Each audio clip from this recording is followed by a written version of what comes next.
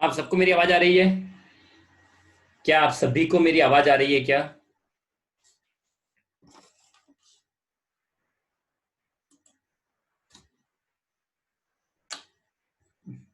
ना।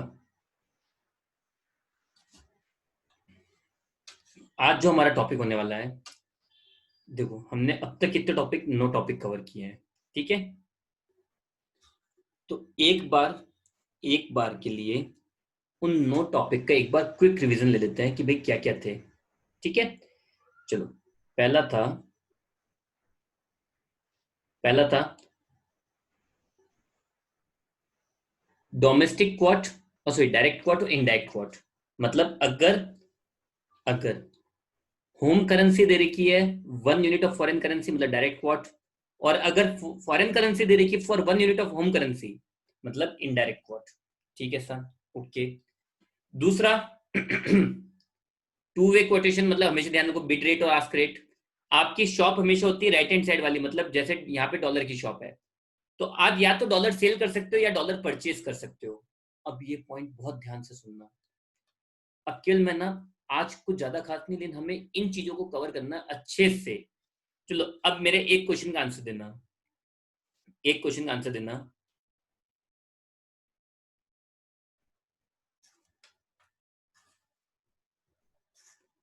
अगर मैं यहां पे बोलता हूं अगर मैं यहां पे बोल रहा हूं कि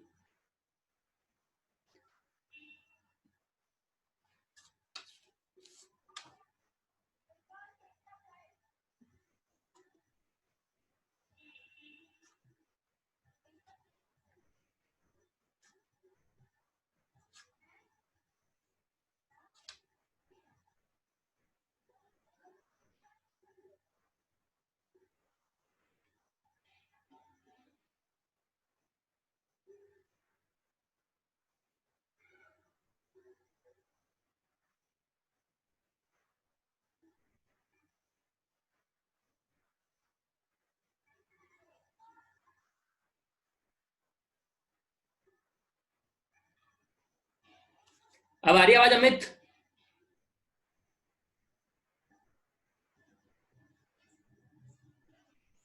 अमित आवाज आ रही है?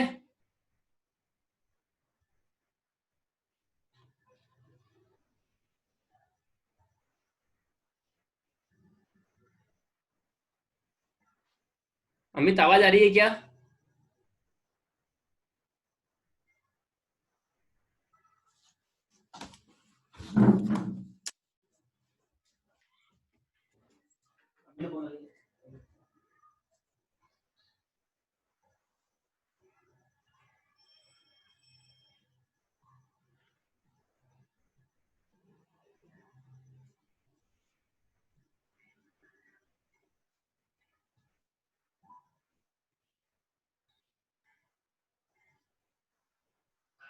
अरे अभी बस साइड में नहीं, ज्वाइन ऑडियो बटन है।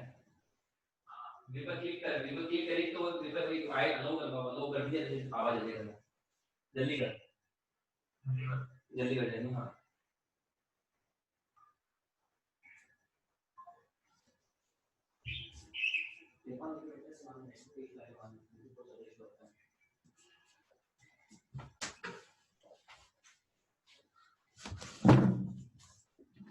Sorry everyone.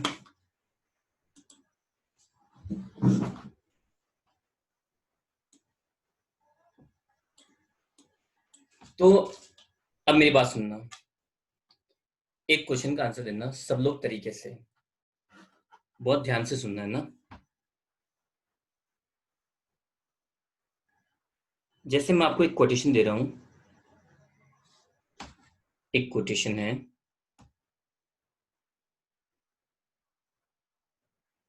रुपीस पर डॉलर। कोटेशन दे रखा है बैंक ए के लिए ना, बैंक ए के लिए रुपीस पर डॉलर का कोटेशन दे रखा है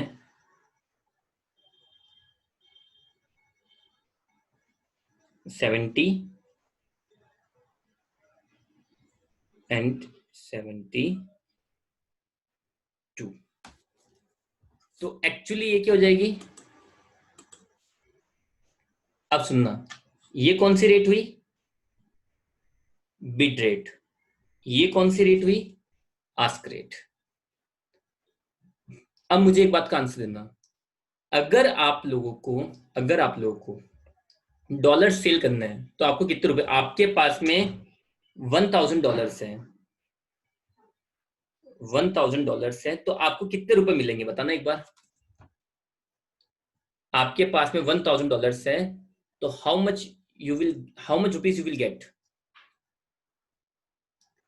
आज का हमारा सबसे आईएमपी टॉपिक यही होगा।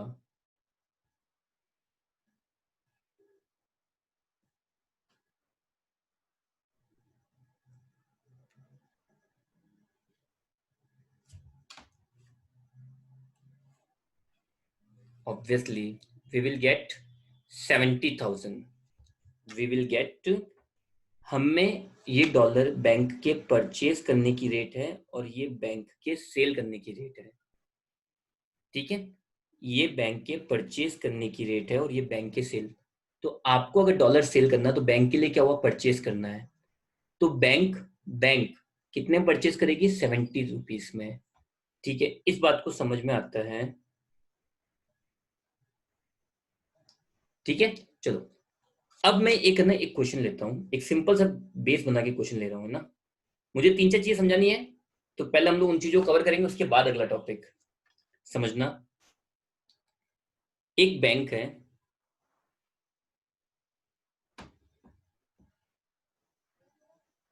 बैंक ए ने, एक कोई बैंक है, बैंक ए ने आप लोगों के साथ एक एग्रीमेंट कर रखा है कि बैंक, एग्रीमेंट क्या कर रखा है, एग्रीमेंट कि bank after 3 months, purchase from mister A $50,000। ठीक है, एक बहुत तरीके से बात समझना, या पहले इसको छोड़ते हैं, इसको मैं पूरे तरीके से समझाता हूँ। देखो हम लोग, हमारा नेक्स्ट टॉपिक देखो, 9 टॉपिक हो गए थे, 10वां टॉपिक भी स्टार्ट करूँ, साथ ही साथ हम लोग कुछ दूसरे क्वेश्चन करते जाएंगे। ठीक है, टॉपिक नंबर 10 है,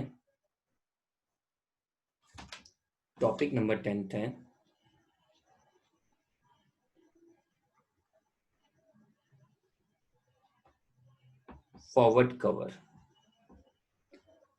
forward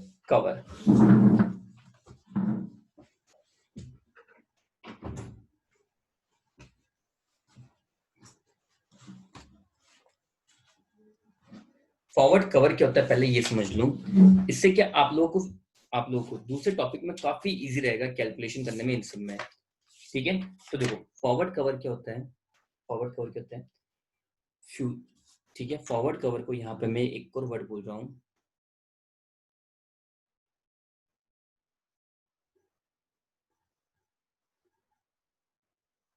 hedging.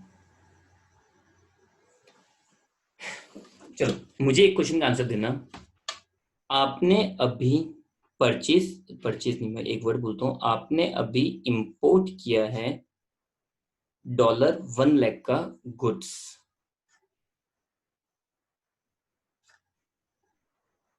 Payable after 3 months. आप लोगों ने आपने इंपोर्ट किया है $1 लाख का, $1 लाख का गुड्स, जो आपको 3 महीने बाद पे करने हैं। पे कब करना है, 3 महीने बाद। अभी की स्पॉट रेट है, अभी की स्पॉट रेट, जो प्रेजेंट रेट होती है ना, उसको बोलते हैं हम लोग स्पॉट रेट। देखो 2 वर्ड होते हैं, एक होती है स्पॉट रेट और दूसरी होती है फॉरवर्ड रेट। जो प्रेजेंट रेट है उसको बोलते हैं हम लोग स्पॉट रेट, और जो फ्यूचर में रेट होने वाली है उसको हम लोग बोलते हैं फॉरवर्ड रेट। तो देखो स्पॉट रेट अभी दे रखी है आपको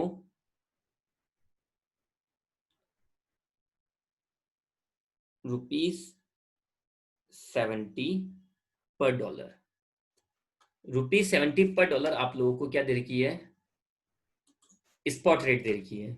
₹70 पर डॉलर आप लोगों को क्या दे रखी है, स्पॉट रेट। ठीक है, ओके। अब प्रॉब्लम और कुछ नहीं है, प्रॉब्लम यह है कि अब भी आपको अगर पे करना पड़े तो 1 लाख इंटू 70 लाख रुपीस आपके पेबल अमाउंट है, या आप बोल सकते हो आपकी लाइबिलिटी है, पर 3 महीने बाद पे करना है। अब आपके दिमाग में घूम रही टेंशन के 3 महीने बाद आपको कितना पे करना पड़ेगा, क्योंकि डॉलर की रेट तो लास्ट ईयर 60 थी, अब 70 हो गई। अगर 70 के 75 हो गए, 74, 73, 76 हो गए, तो आपका तो मल्टीपल लाखों में जाएगा ना। 70 का अगर 75 हो गया, तो आपको तो 70 लाख के 75 लाख चुकाने पड़े, सीधे 5 लाख रुपए आपके खर्चे बढ़ गए, सीधे 5 लाख। आपने जो कैलकुलेशन, आपने जो कॉस्ट मानी होगी अपनी कॉस्टिंग के अंदर, कॉस्ट शीट वगैरह इन सब में, वो कॉस्टिंग कितनी ली होगी 70 लाख से, सडनली 5 लाख बढ़ गया, उसको कैसे एडजस्ट करोगे फिर आप लोग? पीएनडल डालो, खर्चा मान लोगे, खर्चा माना तो उसको रिकवरी क्या? हमने AS11 के अंदर ये समझा कि भाई ज्यादा पैसा दिया तो उसको लॉस मान लो, मान लिया लॉस, ठीक है लॉस मान लिया, इट्स ओके, तो उस लॉस की रिकवरी क्या? क्या रिकवर करना ही नहीं? ऐसे तो लॉस बढ़ता जाएगा हमेशा आपका। एक प्रैक्टिकल बात मैं करूं, तो ऐसे तो लॉस बढ़ता जाए, हो सकता है प्रॉफिट हो सकता है प्रॉफिट हो, तो प्रॉफिट को तो यूज करना पड़ता है, खर्चों को रिकवर करना पड़ता है। अगर आज आप खर्चे कर रहे हो तो उसका सोर्स क्या होगा उस खर्चों को रिकवर करने का? खर्चे करे जाओ तो फिर कैसे पॉसिबल है? द पॉइंट इज, मैं हमेशा टेंशन उस 3 महीने के अंदर जितना मैं अपना बिजनेस पे ध्यान दूंगा, उतने में हर रोज मोबाइल या जो मेरे पास अवेलेबल सोर्सेस होंगे उसके थ्रू मैं चेक करूंगा आज डॉलर की रेट कितनी है। अगर डॉलर की रेट सडनली 72 हो जाती है 5 दिन बाद, 7 दिन बाद, तो हो गया कल्याण मेरा। तो मेरे दिमाग सीधा घूमेगा, 2 लाख गए, 4 लाख गए, 5 लाख गए। भले रेट कम हो लेकिन दिमाग में तो अगर एक बार बढ़ गया, दिमाग वही घूमता रहता है, दिमाग में वही घूमता रहता है। तो इन दैट केस, अगर कोई आके आपको बोल दे भाई क्या ऐसा है ना भाई, कुछ भी हो मार्केट में, कुछ भी हो 3 महीने बाद, तू ऐसा करना, तू मेरे को 3 महीने बाद में ₹71 पर डॉलर दे देना, तो विच इज गुड। 3 महीने तक अनसर्टेन रहना वो अच्छी बात है, या 71 का मतलब 1 लाख का लॉस खाना ये अच्छी बात है? ज्यादा बेटर सिचुएशन कौन सी होगी? तो अगर मेरे पॉइंट ऑफ व्यू से बोलूं, 71 is much better than that sort of tension. उस टेंशन से 1 लाख रुपए का नुकसान ज्यादा बेटर है। क्यों? क्योंकि मुझे वो 1 लाख का नुकसान अभी पता चल चुका है, और मैं उस 1 लाख के नुकसान को अभी अपनी कॉस्ट में एडजस्ट कर चुका हूँ, और वो 1 लाख रुपए मैं अपने कस्टमर से रिकवर कर लूंगा। बट यार अगर अनसर्टेन रहा, तो बिजनेस में उसका इफेक्ट पड़ेगा हर चीज में, अगर प्रैक्टिकल वे में सोचूं तो दिस थिंग इज, जो मैं 3 महीने के लिए 71 पे एग्रीमेंट कर रहा हूं, that is called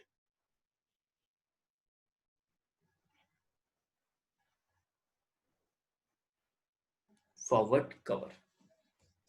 forward cover, आई बात समझ में? आई सबके बात समझ में, यस और नो? फॉरवर्ड कवर का मतलब क्या हो गया? अगर मैं डिफाइन करने जाऊं इस चीज को, हैजिंग को डिफाइन करने जाऊं, तो इसका एक सिंपल सा मीनिंग हो गया, फॉरवर्ड कवर के सिंपल सा मीनिंग ये हो गया,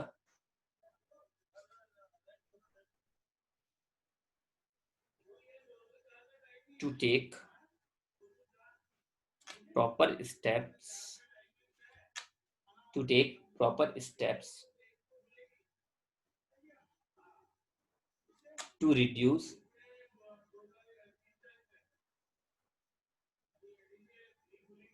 risks, reduce risk against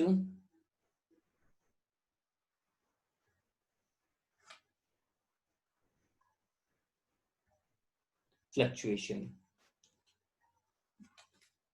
to take proper steps to reduce risk against exchange fluctuation. मैं ये कभी नहीं बोल रहा हूँ कि आपको प्रॉफिट होगा या लॉस होगा, बट मैं एक ही चीज बोलता हूँ कि आप लोग अपने लॉस को, जो आपका लॉस है उसको एक बार एक तरीके से रिकवर कर पाओगे।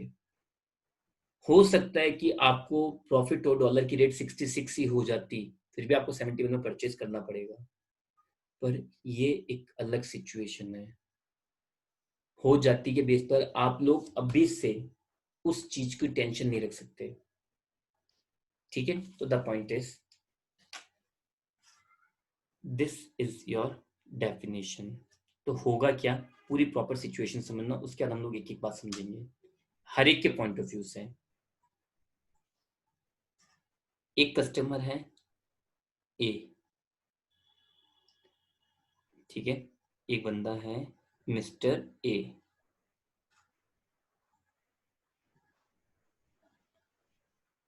एंटर इनटू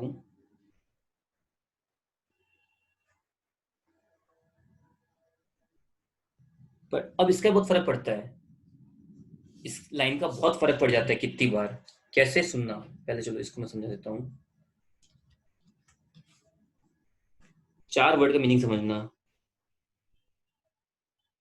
कस्टमर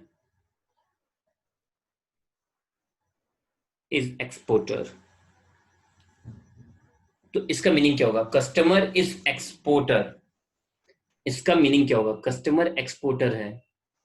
तो इसमें सिचुएशन क्या क्रिएट होगी, जो फॉरवर्ड कवर की सिचुएशन है वो क्या क्रिएट होगी, कोई बता सकता है मुझे? फॉरवर्ड कवर की सिचुएशन क्या होगी, इसके अंदर फॉरवर्ड कवर कैसे बनेगा?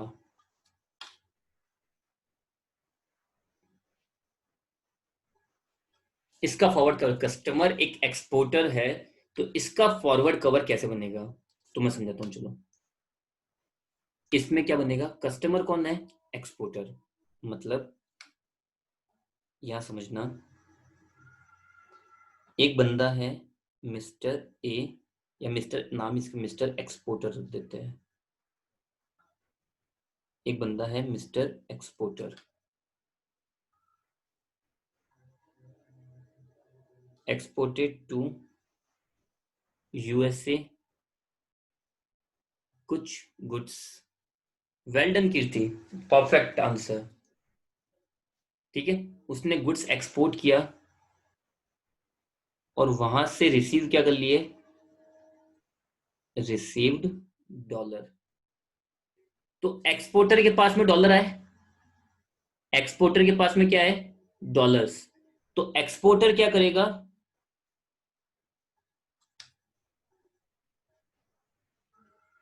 Will enter into cell agreement with bank. हाँ रिया, एक सेकंड रुकना। एक बंदा है मिस्टर एक्सपोर्टर, सुनना ध्यान से ना, एक बंदा है mister exporter, he exported goods to USA, उसने यूएसए में कुछ गुड्स को एक्सपोर्ट किया है, यूएसए में कुछ गुड्स को एक्सपोर्ट किया है, ठीक है। तो इसके बदले उसको क्या रिसीव होंगे, ऑब्वियसली रिसीव क्या होंगे भाई, डॉलर रिसीव होंगे।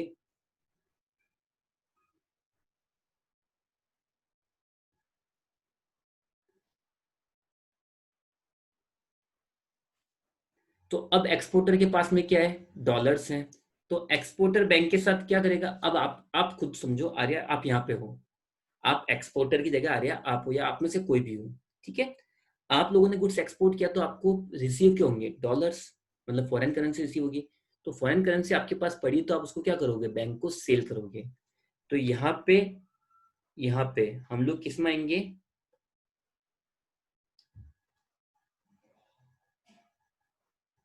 सेल एग्रीमेंट में। हम यहाँ पे किस में आएंगे, सेल एग्रीमेंट में। आई बात समझ में, यस और no?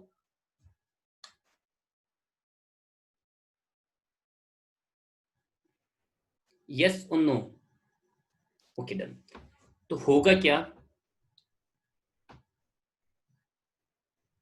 Mister exporter, mister exporter करेगा sale agreement with bank A, bank A से सेल एग्रीमेंट करेगा। तो बैंक उन पैसों का अचार डालेगी क्या, उन डॉलर्स का बैंक क्या अचार डालेगी, नहीं। बैंक क्या करेगी, आगे वापस से वो भी एक और आगे सेल एग्रीमेंट कर लेगी, सेल एग्रीमेंट कर लेगी किससे? बैंक बी से या किसी और इंस्टीट्यूशन से, और ये आगे से आगे चलता रहेगा। समझ लो, मिस्टर एक्सपोर्टर ने बैंक के साथ सेल एग्रीमेंट किया, तो बैंक ए भी क्या करेगी? आगे सेल एग्रीमेंट कर लेगी। बैंक ए भी आगे क्या कर लेगी? Sale agreement. चलो अब मैं इसी चीज को एक एग्जांपल के थ्रू समझाता हूं।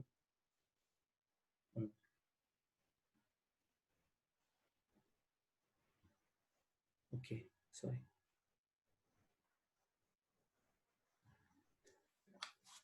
इसी चीज को एक एग्जांपल के बेस पे समझते हैं।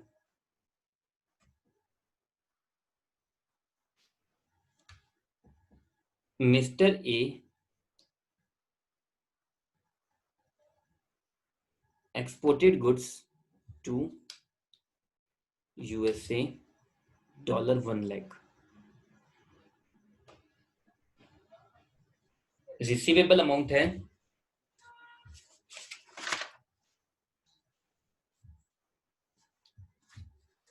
Receivable after 3 months। रिसीवेबल कब है? 3 महीने बाद में। ओके, तो ये क्या करेगा? Mister A enter into 3 month forward contract with bank.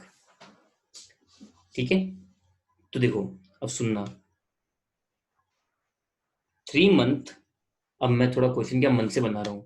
I am not that much experienced person, not that much experience teacher कि मैं कोई मन से क्वेश्चन लूँ और एग्जैक्टली बहुत सही क्वेश्चन बन जाए। ठीक है, मैं केवल अपने पॉइंट्स को समझाना चाह रहा हूँ, तो केवल उन्हीं पॉइंट्स को समझने के हिसाब से क्वेश्चन है। ठीक है, तो 3 month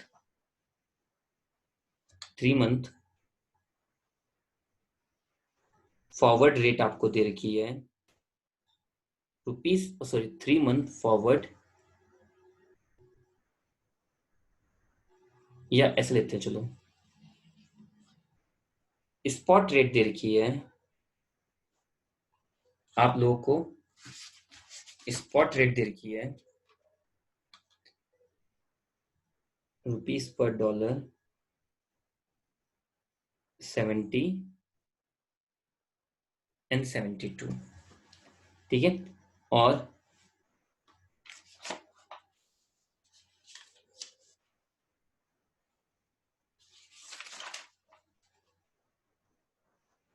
3 month स्वैप पॉइंट्स दे रखे हैं,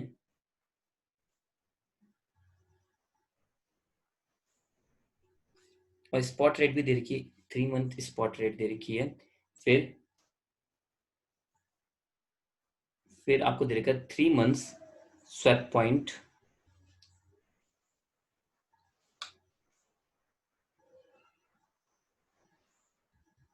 30 and 40, और मार्जिन दे रखा है 10%। मार्जिन कितना दे रखा है? 10%। तो एक बात बताओ मुझे, कस्टमर के लिए, मतलब जो मिस्टर ए है, मिस्टर ए के लिए, मिस्टर ए के लिए 3 month forward, 3 month forward rate क्या होगी? Here is your question. 3 months forward rate क्या होगी? मतलब वो किस रेट पर एग्रीमेंट करेगा? मुझे पूरे क्वेश्चन का आंसर देना कि उसके लिए वो किस रेट, उसके लिए फॉरवर्ड रेट किस रेट पे एग्रीमेंट करेगा बैंक से।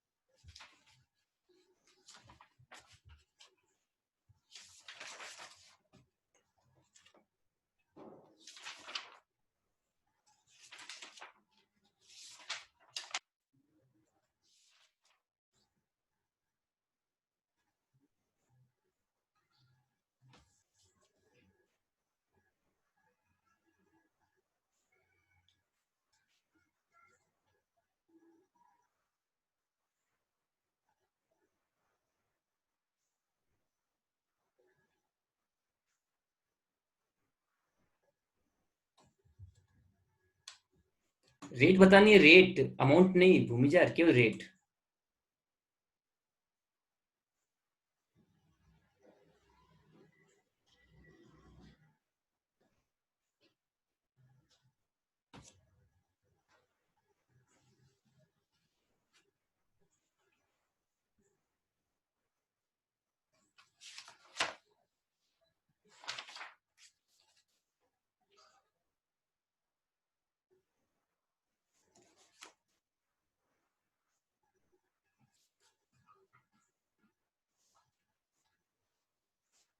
वर्षा, चेक योर आंसर अगेन।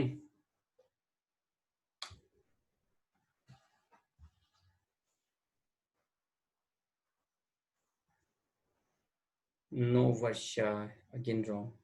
अच्छा सॉरी, 10%, सॉरी, मार्जिन है 0.10%। सॉरी, मार्जिन 0.10% है, सॉरी। हाँ सही है कीर्ति, सही, आप इसको करेक्ट करने की जरूरत नहीं है, सही है। आपका आंसर सही है, वर्षा आंसर सही है ना। चलो, let me explain. Forward rate कैसे कैलकुलेट करेंगे, 3 मंथ फॉरवर्ड रेट कैसे कैलकुलेट करेंगे। पहले ये डिसाइड कर लो, मिस्टर ए एक्सपोर्टर है तो वो क्या करेगा। ये चीज बेस क्लियर होना बहुत जरूरी है। अगर बेस क्लियर हो तो आप 50 क्वेश्चन 1 सेकंड में कर सकते हो। तो देखो, मिस्टर ए एक एक्सपोर्टर है, एक्सपोर्टर मतलब ये माल बेचेगा, इसके पास डॉलर्स आएंगे, इसके पास डॉलर्स आएंगे, तो यहाँ पर हमेशा ना इसकी जगह खुद को रख के देख लो। आप एक्सपोर्टर, आपके पास डॉलर्स आएंगे, तो आपके पास डॉलर्स पड़े हैं, तो वो डॉलर्स आप क्या करोगे, बैंक को बेच दोगे। तो आप लोग बैंक को सेल कर रहे हो, तो आप लोग बैंक को सेल किस पे करोगे, बिड रेट पे। आप बैंक को सेल किस पे करोगे, ऑब्वियसली बिड रेट पे। आप लोग बैंक को सेल करोगे बिड रेट के ऊपर। तो अब बिड रेट क्या हो जाएगी, 70 है। 70 में स्वैप पॉइंट्स कितने हैं, 30 एंड 40, 30 एंड 40। स्वैप पॉइंट में क्या समझाया था आप लोगों को, स्वैप पॉइंट के अंदर क्या समझाया था, स्वैप पॉइंट के अंदर क्या समझाया था, अगर ये लो हाई होते हैं, अगर ये क्या है, लो हाई है, तो इनको ऐड करते हैं। और मार्जिन का क्या समझाया था, मार्जिन हमेशा बिड में लेस होगा और आस्क में ऐड होगा। तो मेरे पास डॉलर्स पड़े, मुझे बैंक को सेल करने हैं, तो I will sell at bid rate. ठीक है सर, बिड रेट पे बेच देते हैं। तो बिड रेट है spot rate 70 plus swap point 70.00, swap point कितना है 30, तो 70.30 less margin at the rate of 0.10%। तो 70.3 माइनस 0.10%, 7 नेट आंसर आ जाएगी आपके 70.2297। आप सभी के समझ में आया अब तो, आप सबके समझ में आया क्या, यस और नो, यस और नो।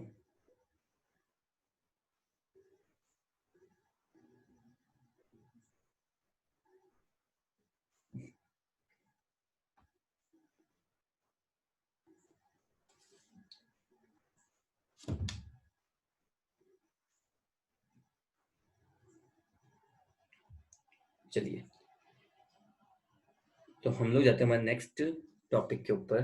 अरे यार ये क्या? चलो, तो ये तो बात हुई, अगर वो, अगर वो कौन है, एक्सपोर्टर है तो। ठीक है, अगर वो कौन है, हमने बात किसकी की, customer is exporter. Second, B point, customer is importer. Customer importer है, ठीक है। तो कस्टमर इंपोर्टर है, तो वो फॉरवर्ड कवर में क्या करेगा,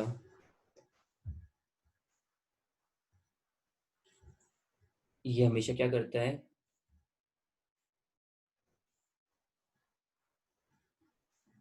सेल एग्रीमेंट। अब अगर कस्टमर इंपोर्टर है तो आपके समझ में आई गया। आप लोगों ने क्या करा, आप लोग मिस्टर इंपोर्टर हो,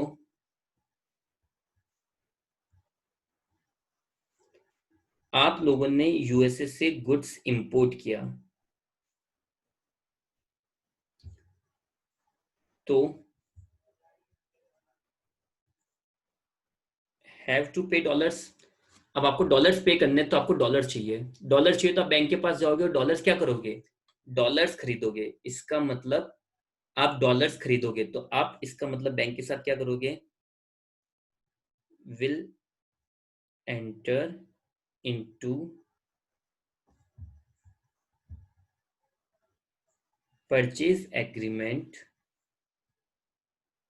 with bank, will enter into purchase agreement with bank. ठीक है, तो चलो अगर मैं यहाँ पे क्वेश्चन को स्लाइटली चेंज करूं,